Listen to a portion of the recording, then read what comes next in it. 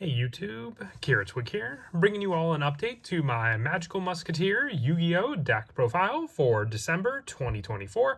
Wanted to update the pure variant for the Magical Musketeer deck. It's been a few years since my last update, and with it, I've seen a lot of, other Unchained or Fiendsmith Magical Musketeer decks, so wanted to focus on just the pure build since it's what I normally like to focus on with the channel. But still, it's a really fun deck that focuses on being able to activate Magical Musketeer spell or traps quickly from your hand against your opponent using the different Magical Musketeer monsters that we have, and then having some recycle power depending on the Magical Musketeer monster that is on the field when we activated the card. So without further ado, let's go ahead and get started with the deck profile. We'll go ahead and start off with the main deck monsters. For the Magical Musketeer monsters, we're running 3 copies of Magical Musketeer Casper. During either player's turn, you can activate Magical Musket spell or traps from your hand. And also, if a spell or trap is activated in this card's column, except during the damage step, you can add 1 Magical Musket card from your deck to your hand, but not a card with the same name as the card activated. So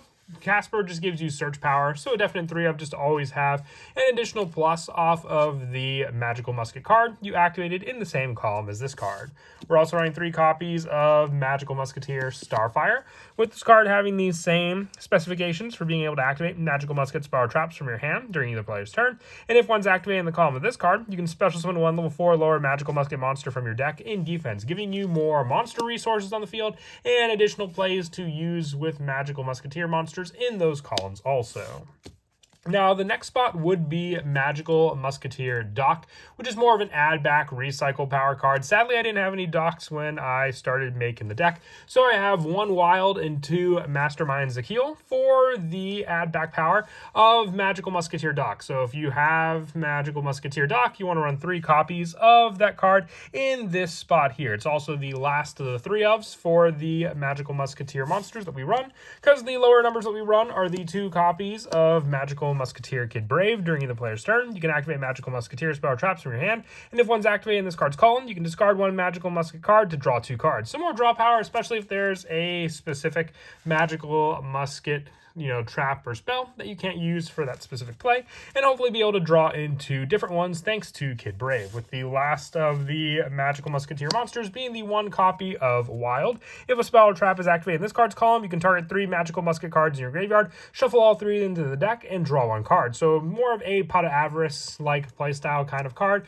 just the one of what you need for the deck. For that recycle power, you can grab this card off of Casper or Starfire for the needed play when you need it. And then for the rest of the main deck monsters, 3 copies of Ash Blossom, 2 copies of Drone Lockbird, and then the 1 Ghost Mourner and Moonlit Chill, because we are running a crossout designator engine in the deck to use with some of these specific hand traps to stop our opponent from using them against us also.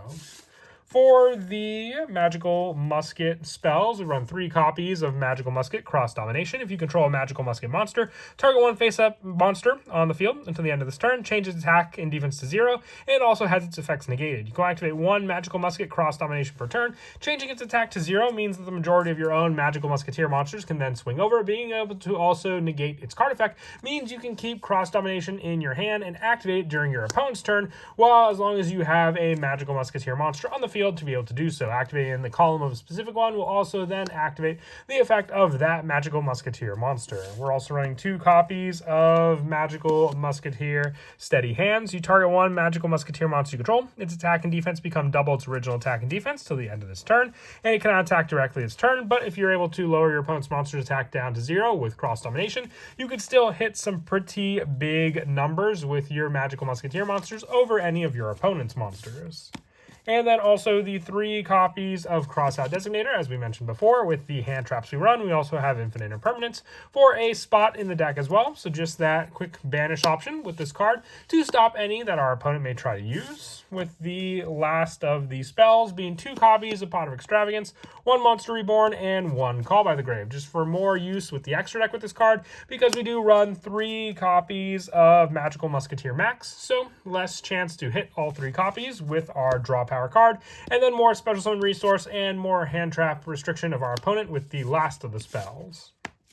With our traps, we run 2 copies of Magical Musket Last Stand. When your opponent activates this power trap, while you control a Magical Musket monster, negate the activation. If you do destroy that card, you can activate 1 Magical Musket Last Stand per turn. Being a counter trap, it can go up against a good number of cards that our opponent may have. Being able to activate it from our hand is all the more powerful thanks to this card. 2 copies of Magical Musket Desperado. If you control a Magical Musket monster, target a face-up card of the field and destroy it. So the traps have more of a negation and destruction play, while the spells have more of an attack boosting and attack power kind of card to go for, with the last of the Magical Musket cards being 1 Dancing Needle. If you control a Magical Musket monster, target up to 3 cards in the graveyards and banish them. So more of a quick response to our opponent trying to do anything with any of the cards they may have in their graveyards, with the last of our traps being 3 copies of Infinite Impermanence and 2 copies of Solemn Strike. So if you know the specific spots on the field where your Magical Musketeer monsters will be, for you then to be able to activate your spell traps, you could place these counter traps and, monster effect negation traps in those additional columns and restrict your opponent even more with either their monster effects or their summoning of their monsters. That's it for the main deck. We'll now move on to the extra deck. 3 copies of Magical Musketeer Max, needing 1 level 8 or lower Magical Musket monster to make this card. If this card's link summon, you can activate one of these effects. Add Magical Musket spell traps with different names from your deck to your hand up to the number of monsters you control opponent controls, and special summon Magical Musket monsters up to the number with different names from your deck up to the number of spell and traps your opponent controls. You can use this effect of Magical Musketeer Max once per turn, and during either player's turn, you can activate Magical Musketeer spell traps from your hand. So these same specifications of your other Magical Musketeer monsters, but just needing a link 1 monster to be able to go into, giving you more of a plus depending on the spells or monsters, depending on what your opponent has as well, whether they have more monsters or more spell traps. You'll get the vice versa of the specific Magical Musketeer cards for you to be able to add also. For the rest of the extra deck, we have a pretty generic lineup. So 1 IP Masquerena, 1 SP Little Knight, 1 Nightmare Cerberus, 1 Moon the Closed Heaven, 1 Donner Dagger for Hire, 1 Lena the Light Charmer, 1 Bujinki Asashima, 1 Triple Burst Dragon, 1 Nightmare Unicorn, 1 Zelantis, and 1 Goddess of the Closed World for all the different Link monsters. As I said, a pretty generic lineup just because a lot of them could potentially be banished from Pot of Extravagance, with the last of the extra deck being the 1 copy of Superstar Slayer Typhon Sky Crisis.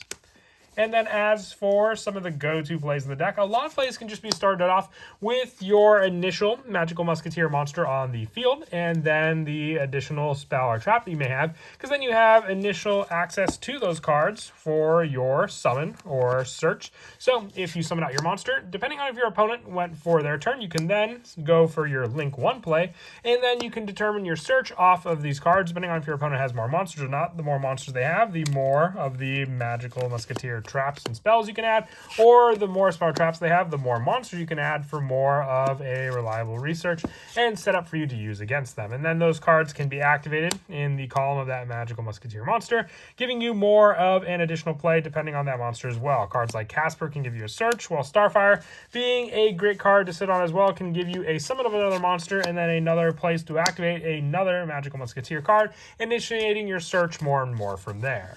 But that is it for the deck profile. I hope you all enjoyed.